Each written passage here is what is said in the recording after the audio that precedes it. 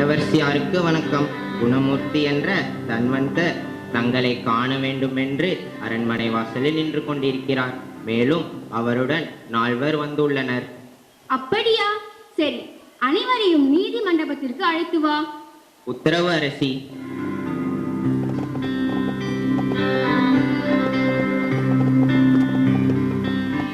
என் பெயர் தனவந்தன். என்னிடம் உள்ள செல்வத்தில் சிறிதளவு திறமைசாலிக்கு பரிசளிக்க விரும்பினேன். அதனால் நான் ஊர் மக்களிடம் ஒரு போட்டியை அறிவித்தேன். யார் ஒருவர் அரிய சாதனை செய்கிறாரோ அவருக்கு 100 பொற்காசுகள் பரிசளிப்பதாக கூறினேன். பிறகு ஒரு நாள் இந்த 4 என்னிடம் வந்து தங்கள் சாதனையை கூறினர். ஒவ்வொருவரும் தங்கள் சாதனை தான் சிறந்தது, ஆதலால் எனக்கே பொற்கிழி வேண்டும் என்று வாதிட்டனர். இதில் யாருடைய சாதனை சிறந்தது என்று முடிவு செய்ய இயலவில்லை. ஆதலால் நாங்கள் அனைவரும் இங்கு வந்தோம். நீங்கள் ஒவ்வொருவராக உங்களின் சாதனையை கூறுங்கள். அம்மா, நான் ஒரு வியாபாரி. மல்லிகை கடை வைத்து வியாபாரத்தில் கவனம் செலுத்திக் கொண்டிருந்த போது தெருவில் காளை மாடு ஒன்று ஒரு சிறுமியை முட்டுவதற்காக பாய்ந்து வந்தது. அதை கண்டு நான் ஓடி சென்று குழந்தையை காப்பாற்றினேன். அரசியாரே, நான் ஒரு கவிஞன். பல பாடல்களும் கவிதைகளும் இயற்றியுள்ளேன். ஆனால் ஒரே இரவில் 100 கவிதைகளை இயற்றி காவியமாக படித்திருக்கிறேன். மக்கள் அனைவரும் அதனை வாசித்து மகிழ்கின்றனர். அம்மா, நான் ஒரு சிறந்த சிற்பி. பெரிய பாறைகளை குடைந்து கோவில்களை கட்டுவேன். சிறு சிறு உடைந்த பாறைகளை கொண்டு அழகிய சிலைகளை செய்வேன். மக்கள் எல்லோரும் என்னை வியந்து பாராட்டுகின்றனர். அம்மா, நான் ஒரு விவசாயி. எனக்கு வயதாகி விட்டது. என் மூதாதையர் எனக்கு கொடுத்த ஒரு வேலி நிலத்தில் நான் எனது மகளும் வயலில் உழைத்து வாழ்க்கை நடத்தி வருகிறோம். இந்த ஆண்டு எனது குடும்பத்திற்கு போதுமான தானியம் போக மீதமுள்ளதை 10 குடும்பங்களுக்கு பகிர்ந்தளித்தோம். இதனால் நிலமற்ற 10 குடும்பங்கள் பசியின்றி வாழ்கின்றனர். தாங்கள் அந்த சிறுமியின் உயிரை காப்பாற்றியது தங்களின் உள்ளத்தில் வந்த உணர்வா, இல்லை மற்றவர்கள் நம்மை பாராட்டுவார்களே என்பதற்காகவா? சிற்பியே, கல்லுக்குள் மறைந்திருக்கும் சிலையை தங்களின் கடின உழைப்பால் வெளிக்கொண்டு வந்ததற்கு காரணம் அதன் மூலம் பொருள் ஈட்டவா அல்லது தொழிலை மேம்படுத்தவா? கவிஞரே, தாங்கள் எழுதிய கவிதை தங்களின் கற்பனையில் உருவானதா அல்லது தங்கள் வாழ்க்கையின் அனுபவமா?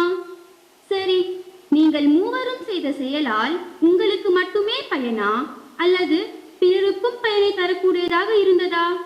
நீங்கள் சிந்தித்து பதில் கூறுங்கள். நான் செய்த செயல் எனக்கு மட்டுமே பயன் தரக்கூடியது, பிறருக்கல்ல. தனவந்தரே, பொற்கிழி விவசாயிக்கு வழங்க வேண்டும் என்று மூவரும் ஒப்புக்கொண்டனர். எனவே தங்களின் குழப்பம் தீர்ந்தது. இந்த பொற்கிழியை விவசாயிக்கு மகிழ்வோடு அழியுங்கள். மிக்க நன்றி அரசியாரே. வாழ்க வாழ்க, தியாகவல்லி வாழ்க, ராஜமாதா வாழ்க. அரசியே, தாங்கள் வழங்கிய தீர்ப்பால் கார்கியின் வாக்குச்சாதுரியம் என் நினைவிற்கு வருகிறது. மிக்க நன்றி தனவந்தரே. சக்திகளில் வாக்குவன்மையும் ஒன்று.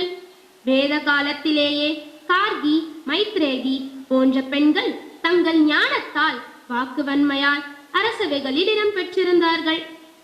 தங்கள் பேச்சாற்றலால் பல அறிஞர்களுடன் வாதம் புரிந்து புகழ் பெற்றார்கள். தன் வாக்கு சாதுரியத்தால் யம தர்மராஜனிடம் வாதம் செய்து தன் கணவனின் உயிரை மீட்ட பெருமை மிக்க சாவித்திரியை பற்றி அறிவோம். அவ்வகையில் யாக்ஞவல்கர் என்ற முனிவரின் சிஷ்யையான கார்கி தன் வாக்கு சாதுரியத்தால் விதேக மன்னர் ஜனகரின் அவையில் நிறைந்திருந்த அறிஞர்களிடம் திறம்பட வாதம் புரிந்து தன் வாக்கு வன்மையை வெளிப்படுத்தி பிறருக்கு ஞானம் கிடைத்திட வழி செய்தார். தனது வாக்கு திறமையால் தன் குருவிற்கே பெருமை தேடி தந்த கார்கி வாசக் நபி நாடகத்தை காண்போம் வாரி. ராஜாதிராஜர், ராஜமார்த்தாண்டர், ராஜகுல திலகர், விதேக மன்னர் ஜனகர் வருகிறார். பராக் பராக் பராக். அமைச்சரே, உலக நன்மைக்காக மாபெரும் யாகம் ஒன்றை செய்ய நிச்சயித்துள்ளோம். அவற்றிற்கான ஏற்பாடுகளை செய்ய வேண்டும். தங்கள் உத்தரவு மன்னா.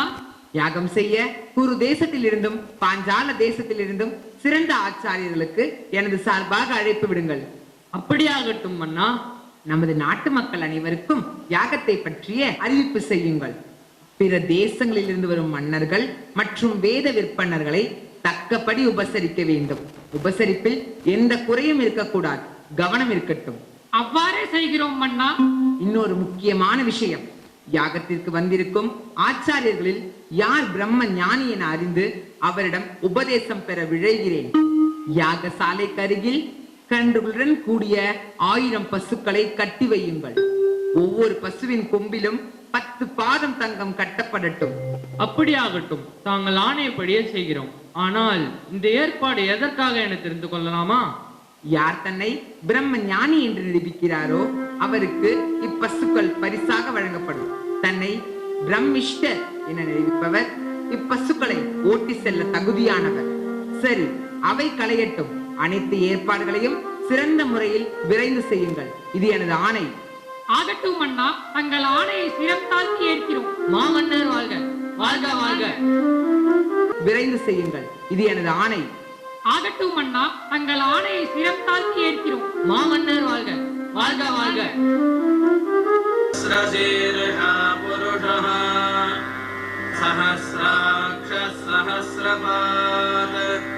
சபாமிம் விஸ்வதோ வ்ருத்வா அத்யதிஷ்டதசாங்குலம்.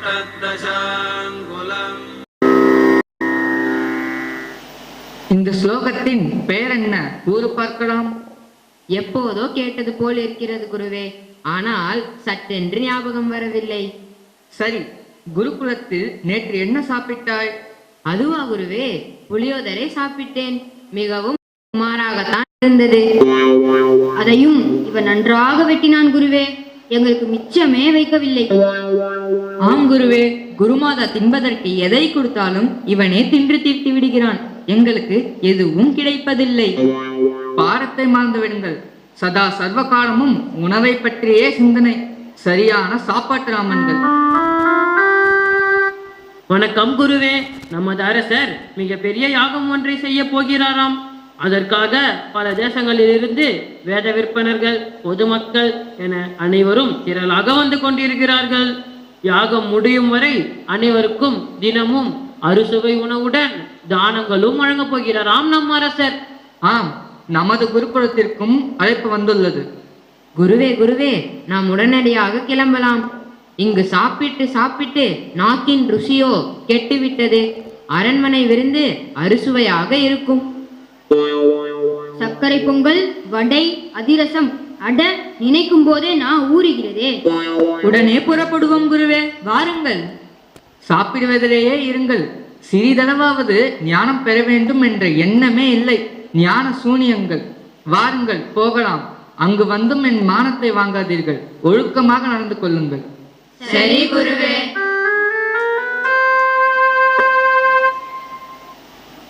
அதிக எண்ணிக்கையில் வந்தனர். ஜனகரின் அவையில் இருந்த ஆஸ்வலர், பிற தேசங்களிலிருந்து வந்திருந்த சிறந்த வேத விற்பனர்களான உஷஸ்தர், உத்தாலகர், யாக்ஞவல்கர், பிரம்மவாதினி கார்கி முதலானோர் வருகை புரிந்தனர். மந்திர கோஷத்துடன் யாகம் இனிதே நடைபெற்றது.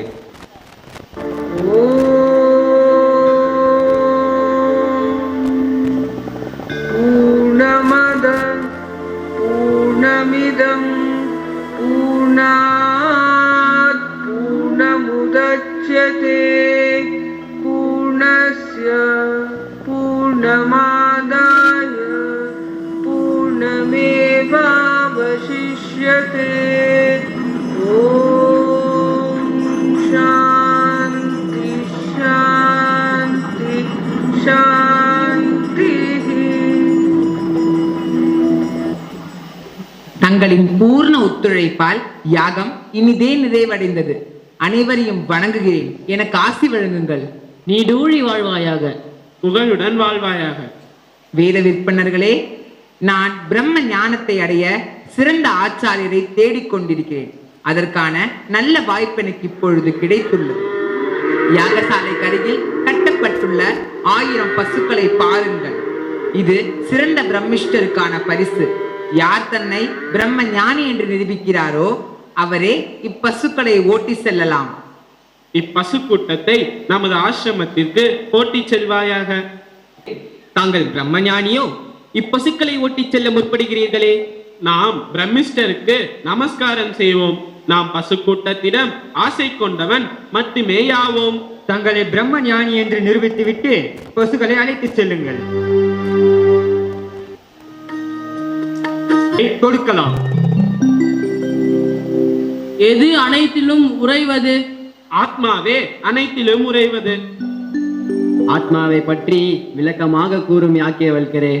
பசி, தாகம், சோகம், மோகம், மூப்பு, மரணம் இவை எல்லாவற்றையும் கடந்து எது இருக்கிறதோ அதுவே ஆத்மா ஆகும்.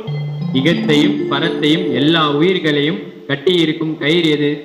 இகமும் பரமும் எல்லா உயிர்களும் வாயு என்ற கயிற்றினால் கட்டப்பட்டிருக்கிறது. அனைத்தையும் ஆட்டி வைக்கும் அந்தர்யாமி யார்? அனைத்து உயிர்களுள் உறையும் ஆத்மாவே அந்தர்யாமி. இவர் விடையளிப்பதை பார்த்தால் பசுக்களை ஓட்டி சென்று விடுவார் போல் இருக்கிறது. ஏன் குருவே, நீங்கள் கேள்விகள் எதுவும் கேட்க மாட்டீர்களா? அவருக்கு நம்மை கேள்வி கேட்டு துன்புறுத்தத்தான் தெரியும். அவராவது கேள்வி கேட்பதாவது. என்ன சொன்னாய்? ஒன்றுமில்லை குருவே, தங்களின் ஞானத்தை பற்றி தான் புகழ்ந்து கூறிக்கொண்டிருந்தேன். சரி சரி, சற்று அமைதியாக இரு. அவர் மேலும் என்ன கூறுகிறார் என்று கேள். அவர் என்ன கூறினாலும் இவனுக்கு ஒன்றும் புரிய போவதில்லை. உனக்கு புரியுமோ? எனக்கு புரிந்தால் நான் ஏன் தங்களுக்கு சிஷ்யனாக இருக்க போகிறேன். என்ன ஏதோ முணுமுணுக்கிறாய்? அது ஒன்றுமில்லை குருவே. வேறு ஏதேனும் கேள்விகள் உள்ளனவா? அல்லது நான் கேள்விகள் கேட்கலாமா? வணக்கம் குருவே, நான் கேள்விகளை கேட்கலாமா? எனக்கு அனுமதி அளிப்பீர்களா? கார்கி, தாராளமாக கேட்கலாம். அனுமதி அளிக்கிறோம். சபாஸ், கார்கி தேவி கேள்விகள் கேட்க சித்தமாகிவிட்டால் தன் வாக்கு வன்மையால் குருவையே மடக்கி விடுவாள் என்பதில் சந்தேகமே இல்லை. கார்கி தேவி நம் பெண் குலத்திற்கு பெருமை தேடி தரப்போகிறார். மிக சுவாரஸ்யமாக இருக்க போகிறது. இவர் வந்து என்ன குழப்ப போகிறாரோ? எனக்கு மிகவும் பசிக்கிறது. எப்பொழுதுதான் முடியுமோ இந்த வாதம் விவாதம் பிரதிவாதம்? அறிஞர்களே, எனது கேள்விகளுக்கு இவர் விடையளித்து விட்டால் உங்களில் யாராலும் இவரை ஜெயிக்க முடியாது. இவரே பிரம்மஞானி என்று அனைவரும் ஒப்புக்கொள்ள வேண்டும். சம்மதமா? ஒப்புக்கொள்கிறோம் தேவி. தங்கள் வாக்கு சாதுரியத்தை பற்றி அனைவரும் அறிவோம். சம்மதம் தேவி. நாங்கள் அனைவரும் தங்கள் கேள்விகளுக்கு விடையளித்தால் இவரே பிரம்ம ஞானி என்று ஒப்புக்கொள்கிறோம். தாங்கள் எத்தனை கேள்விகள் வேண்டுமென்றாலும் கேட்கலாம். தங்களின் சாதுரியமான சூட்சமமான கேள்விகள் எங்களுக்கு பிரம்மத்தை அறிய தூண்டுகோலாக இருக்கும் என்பதில் ஐயமில்லை. குருவே, நான் தங்களிடம் வாதம் புரிய முனைவது கர்வத்தால் அல்ல. கேள்விகள் மூலம் தங்கள் ஞானத்தை உலகிற்கு தெரிவிக்கவும் அனைவரும் பிரம்மத்தை பற்றிய ஞானத்தை அடையவுமே ஆகும். என் சிஷ்யையான உன்னை பற்றி அறிவேன். கேள்விகளை கேட்பாயாக. எது வானத்திற்கு மேலும் பூமிக்கு கீழும் வானத்திற்கும் பூமிக்கும் இடையில் உள்ளதென்று கூறப்படுகிறதோ அது எதில் குறுக்கும் நெடுக்குமாக கோர்க்கப்பட்டுள்ளது? கார்கி, அது ஆகாயத்தில் குறுக்கும் நெடுக்குமாக கோர்க்கப்பட்டுள்ளது. எதனிடம் ஆகாயம் குறுக்கும் நெடுக்குமாக கோர்க்கப்பட்டுள்ளது? ஞானிகள் அதை அக்ஷரம், அதாவது அழிவற்றது என்பர். அக்ஷரம் அழிவற்றது என எதை கூறுகிறீர்கள்? கார்கி, அக்ஷரம் அழிவற்றது என்பது பிரம்மம்தான். பிரம்மத்தின் இயல்பை பற்றி விளக்கி கூறுங்கள். கார்கி, பிரம்மத்தை விளக்குவது என்பது மிகவும் கடினம். பிரம்மத்தை உணர்ந்துதான் அறியலாம். என்றாலும் கூறுகிறேன் கேள். பிரம்மமானது ஸ்தூலமும் அன்று, சூட்சமமும் அன்று. அதற்கு உள்ளும் இல்லை, புறமும் இல்லை. அது ஒன்றையும் உண்பதில்லை, ஒன்றால் உண்ணப்படுவதும் இல்லை. அது நெருப்பு போல் சிவந்ததன்று, தண்ணீர் போல் ஈரமுள்ளதன்று. இந்த அக்ஷர பிரம்மத்தின் கட்டளையாலேயே சூரியனும் சந்திரனும் தத்தம் ஸ்தானங்களில் வைக்கப்பட்டுள்ளனர்.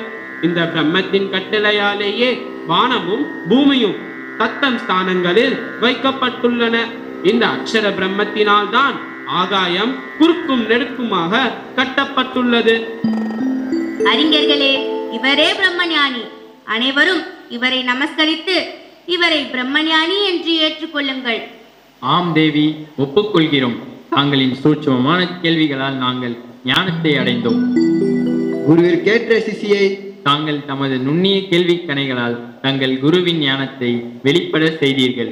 தங்களின் வாக்கு சாதுரியத்தினால் எமக்கு சிறந்த பிரம்ம ஞானியை அடையாளம் காட்டிவிட்டீர். பிரம்மவாதினி கார்கி, தங்களால் இந்த தேசமே பெருமை கொள்கிறது. இன்றைய காலகட்டத்திலும் பெண்கள் தங்கள் வாக்கு சாதுரியத்தால் குடும்பத்திலும் வெளியிடங்களிலும் பல சவால்களை சமாளித்துக் கொண்டு எதிர்மறையான சூழலையும் தனக்கு சாதகமாக்கிக் கொண்டு வாழ்கிறார்கள்.